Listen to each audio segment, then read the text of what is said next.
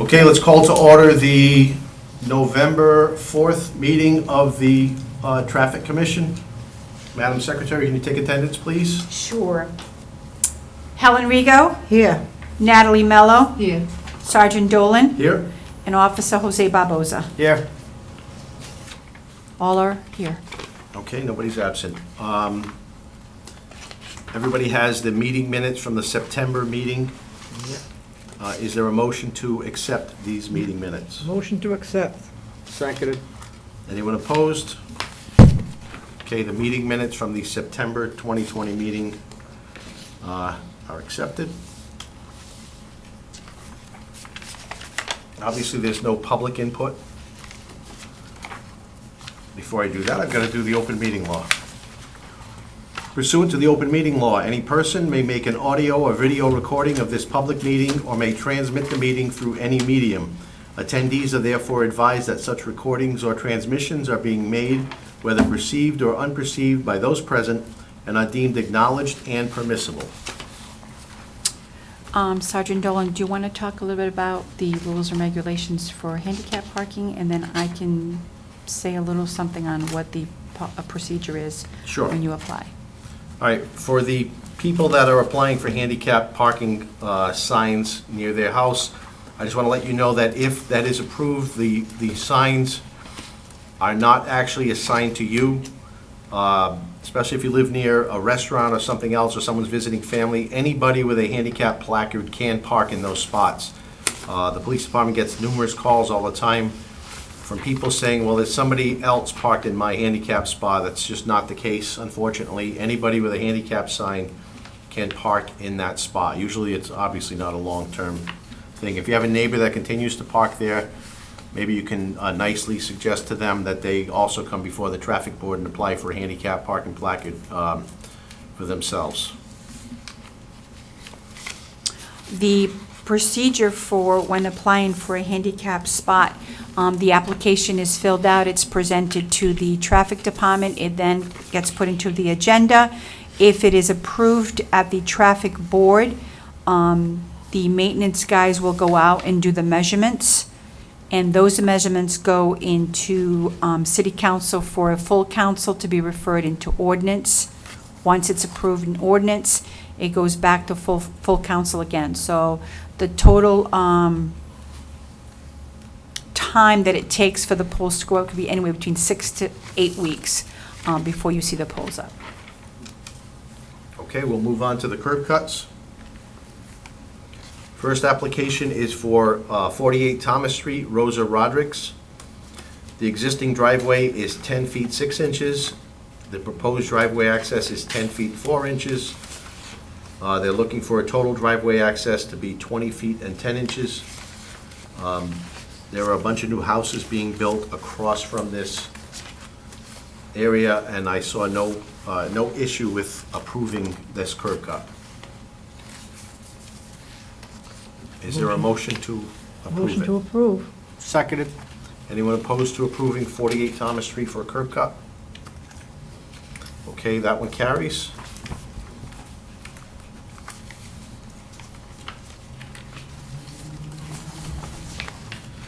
Next is Maria D'Amaral at 207 Stafford Road. The existing driveway is 16 feet 7 inches.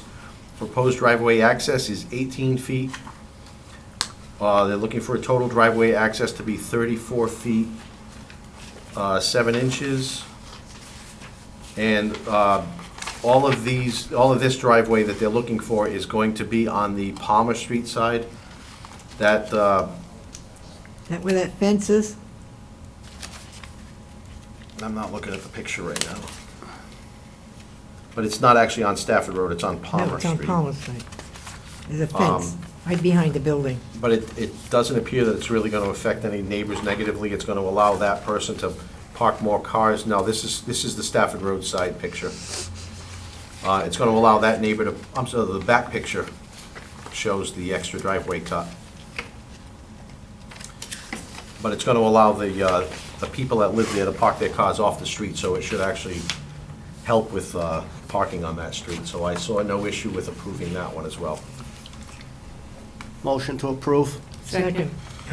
Anyone opposed to approving that one? Okay, that motion also carries.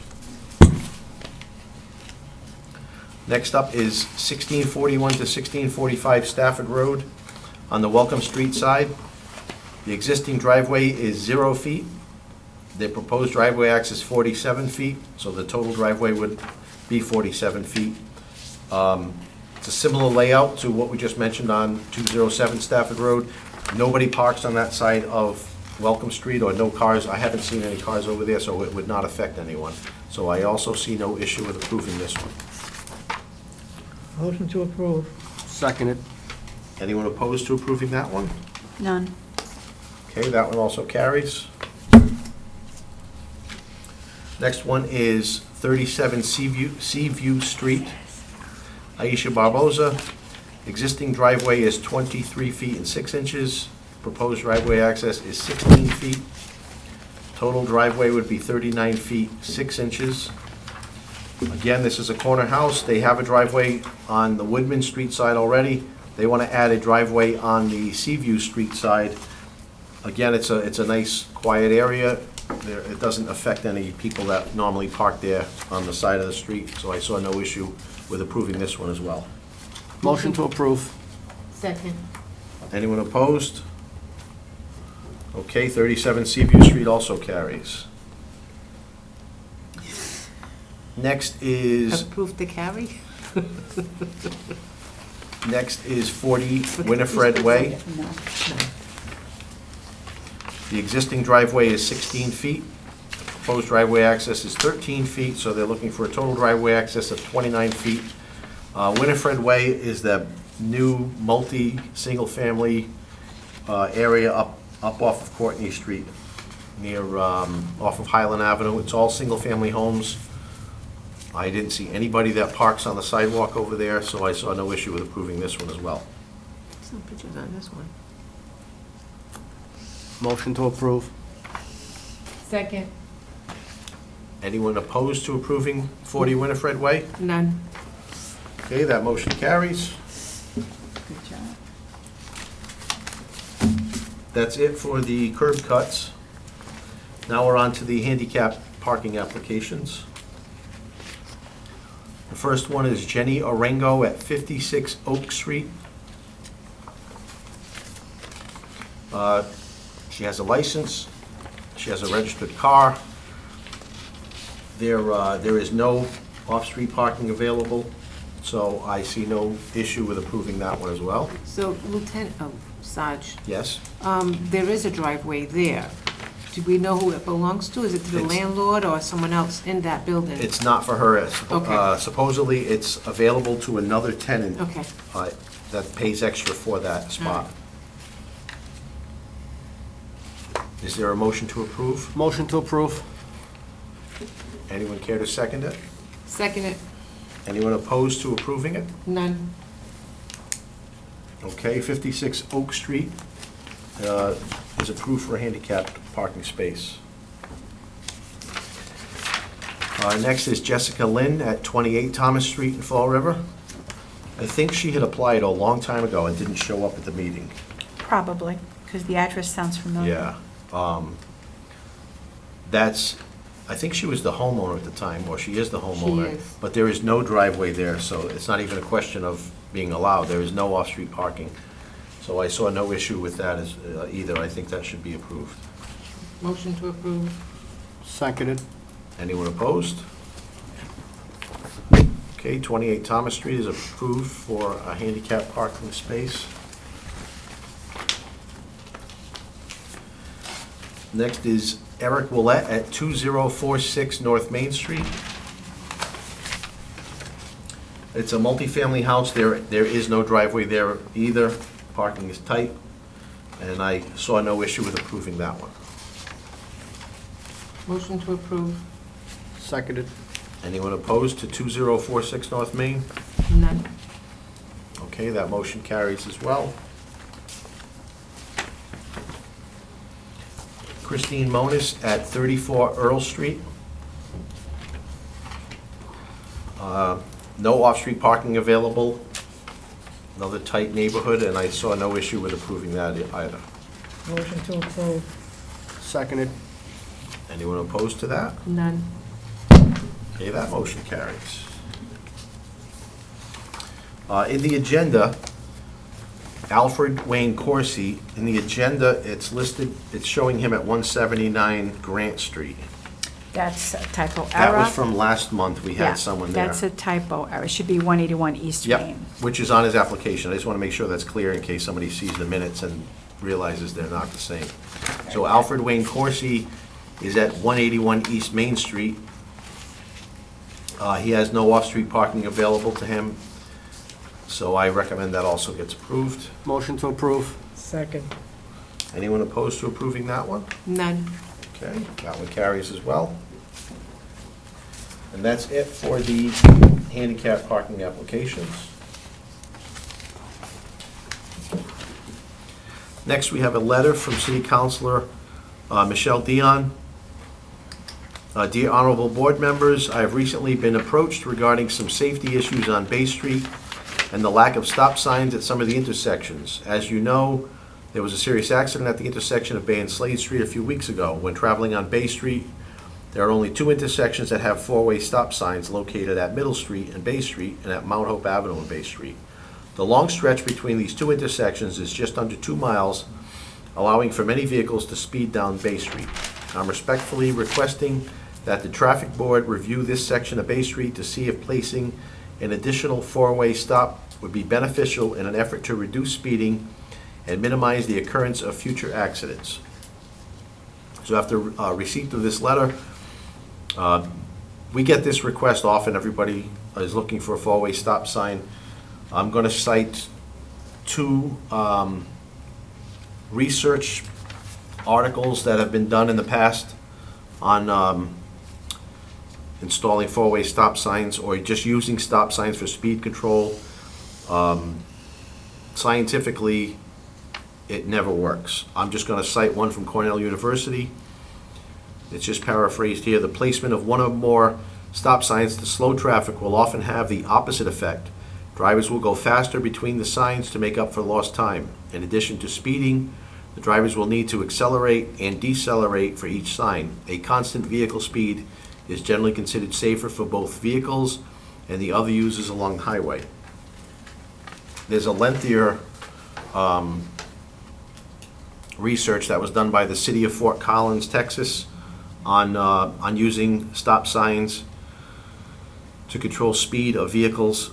And I have it here. I'm just going to paraphrase it though. Related to using it for speed, an unwarranted stop sign installation reduces speed only immediately adjacent to the sign. In most cases, drivers accelerate as soon as possible to a speed faster than they drove before the stop signs were installed. They do this apparently to make up for lost time at the stop sign. Stop signs are not effective for speed control. A couple of paragraphs down, they cite using stop signs to try to control accidents.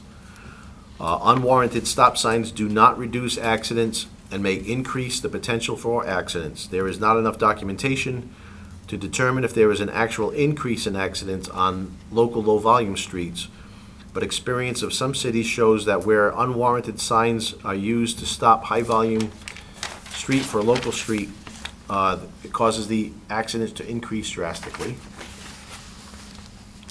And lastly, I'm just going to mention their finding on the effectiveness of stop signs for speed control.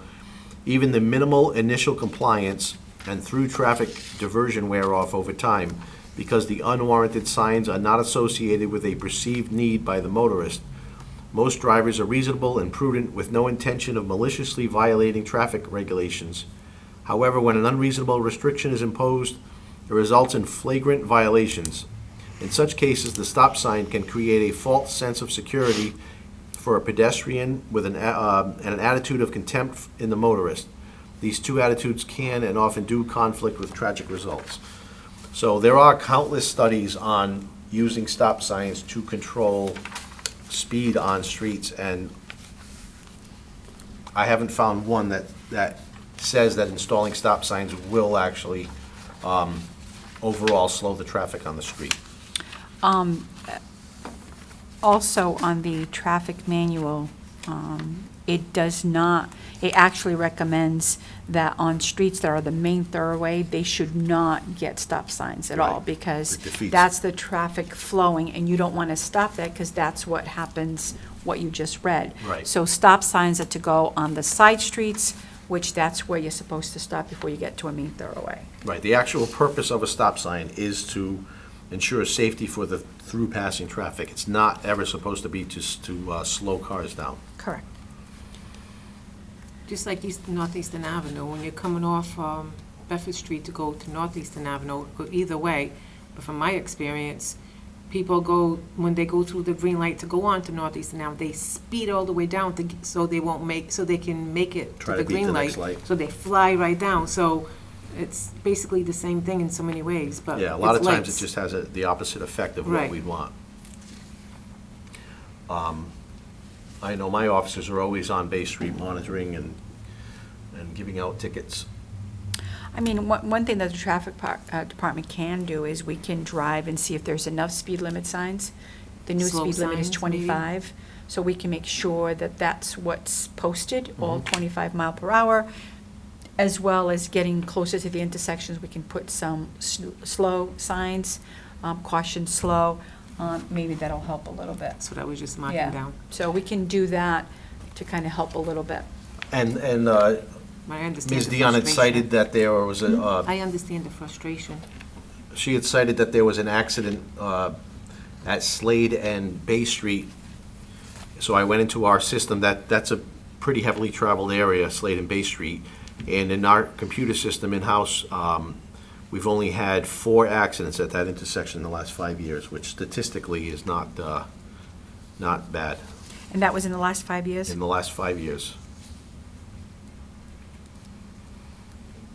So the traffic unit, the Fall River Police Traffic Unit will monitor that area for speeders and such, but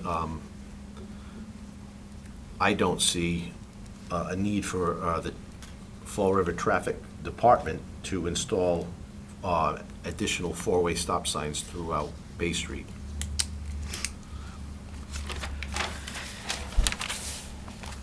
I mean, that's not even something up for a vote anyway. That was kind of a request that we look into it. Okay. So we're going to continue to monitor for speeding anyway from the police side of things. And I'll add those signs as well, and then we'll Check just... to see how many speed Very limit good. signs we have there. Will do. Okay. Okay, anybody else have anything else to add to that? No, I think it's good. Okay, we'll move on to the next. None. A letter from Lieutenant Joshua Hetzler from the Fall River Fire Department. They recently, this is really long, they recently responded to a fire, and as they were heading south on Laurel Street, it must have been while school was letting out, and they actually couldn't get some of the fire apparatus south on Laurel Street because cars were parked on both sides, and there was no room to fit the fire apparatus. They had to move cars and/or back fire apparatus down. So after I received a letter from Lieutenant Hetzler, I went down there. Sure enough, the street is crowded, and if anyone cares to look at the Google map, the Google car must have gone by it when school was letting out. There are cars parked on both sides there, and you can see where you couldn't, it doesn't even look like you can fit a city bus down there. It's a one-way southbound street as it is. So I propose that the City of Fall River Traffic Department erect signs prohibiting parking on the west side of Laurel Street, in that location he was speaking of. From Newton to William Canning, is that Is William it Canning? Newton or is it Amity? The school starts at Amity to Mariana Bishop Boulevard. Mariano West Bishop. Okay, so from Amity to William Canning. Okay, Prohibit parking on the west side of Laurel, allow it Very on good. the east side. That would allow for any emergency vehicles to be able to pass even when the cars are parked there waiting for students to get out of school. very good. No parking on one side. No parking on the west side. So we need a motion? Is there a motion to have the signs put up as I said? Motion to it. Seconded. Okay, it's been presented and seconded. Anyone opposed to putting those signs up on the west side? None. Okay, that motion will carry.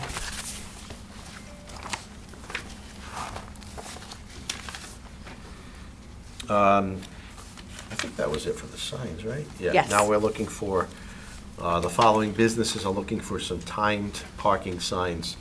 The first one is an Ashley Texera.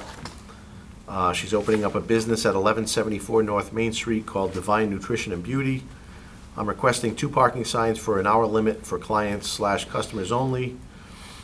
Business hours and parking in this area is going to be really difficult for my business. If I have these signs installed, it will alleviate the stress of finding parking for my customers. My hours will vary due to a dual business. Mondays will be closed for both. The salon will be open 8 to 5, Tuesday through Friday. The nutrition club will be open Tuesday through Friday from 6 a.m. to 1 p.m. and Saturday and Sunday, 8 to 1 p.m. She's asking for it for 2 different businesses in the same address. So what I came up with was, can you word the signs? Right, because, like she said, Monday, I spoke to her, and this is right across from Morton Middle Yeah. School, so. There used to be a plumbing supply Right. place years ago. So when we put the space up, we'll put enough for 2 vehicles, and the times will reflect like both businesses, so that way it's not, and then I've- I'll go as close as I can to what we have in ordinance. Yeah, I figured that, Tuesday to Friday from 6 a.m. to 5 p.m. And then Saturday and Sunday from 8 a.m. to 1 p.m. Correct. So And that it would kind- cover both. Both businesses, correct. So is there a motion to put up parking to Motion. allow for 2 cars? Motion, Motion seconded. Anyone opposed to that? All right, that None. motion carries. Again, it's Tuesday through Friday from 6 a.m. to 5 p.m., Saturday and Sunday from 8 a.m. to 1 p.m. So that motion carries. Next is a letter from Rosaria's Diner at 593 Rodman Street, looking for timed parking as well, talking about how they have some elderly customers that have a difficult time finding parking places. Based on that letter, I think we should erect the signs as he asked. Excuse me. Motion to approve. Monday through Saturday from 6 a.m. to 2 p.m. Yep. That's fine. Okay, Helen Approved. presented the motion. Anyone care to second it? second it, Anyone opposed to putting the signs up for Rosaria's? none. Okay, that motion carries.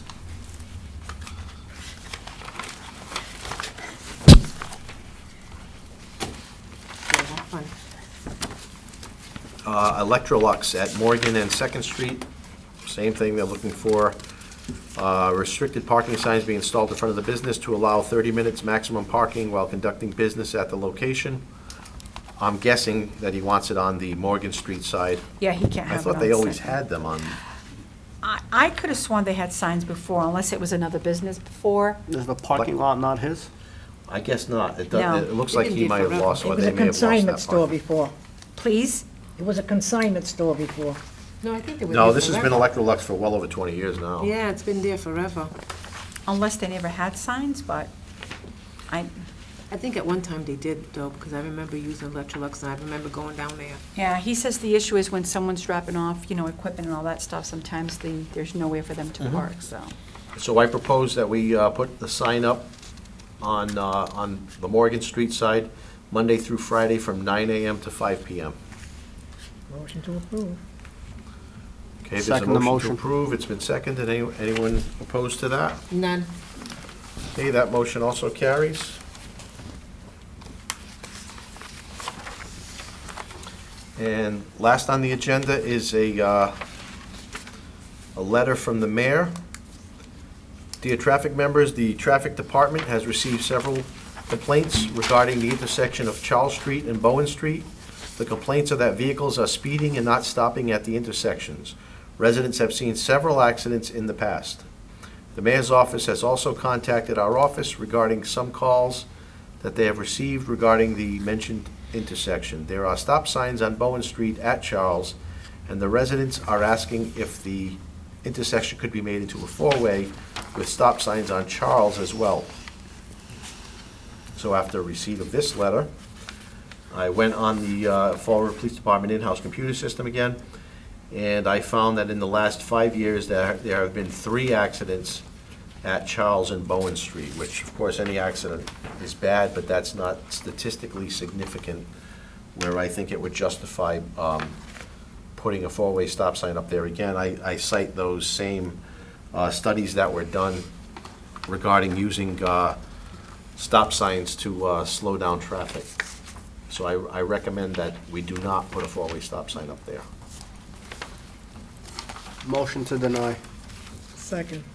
Motion to deny and seconded. Anyone opposed to denying that? None. Okay, that motion is denied.